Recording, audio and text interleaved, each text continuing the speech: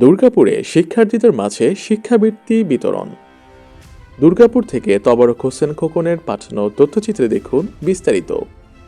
একটা, আবার বলছি একটাই মাত্র সরকার অনুমোদিত পত্রিকা, সেই পত্রিকার প্রকাশ এবং সম্পাদক আমার ব্যক্তিগত পক্ষ থেকে, আমার এই ঐতিহ্যবাহী বাকলজোড়া ইউনিয়নের পক্ষ থেকে, আমাদের এই দুই প্রতিষ্ঠান অনুষ্ঠব তারাবুদ্দিন তালুকদার ফাউন্ডেশন কর্তৃক হাবিবুর রহমান তালুকদার সেও বিদেশে থাকে।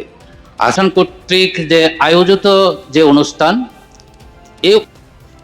যেটা মানুষ খুব ভালোভাবে শ্রবণ করে শুনে, এরকম একজন মেধাবী মানুষ এই ফাউন্ডেশনের আওতায় আনা হয়।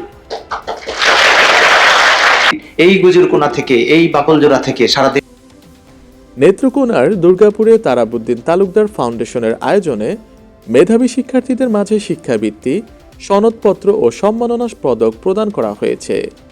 বাকলজোড়া ইউনিয়ন গুজিরকোনা বালিকা উচ্চ বিদ্যালয় মিলনায়তনে গুজিরকোনা বালিকা ও গুজিরকোনা উচ্চ বিদ্যালয় থেকে যারা প্রথম, দ্বিতীয় এবং তৃতীয় স্থান অধিকার করেছে তাদের প্রতিজনকে 2000 টাকা শিক্ষাবৃত্তি, সনদপত্র ও সম্মাননা ক্রেস্ট প্রদান করা হয়েছে।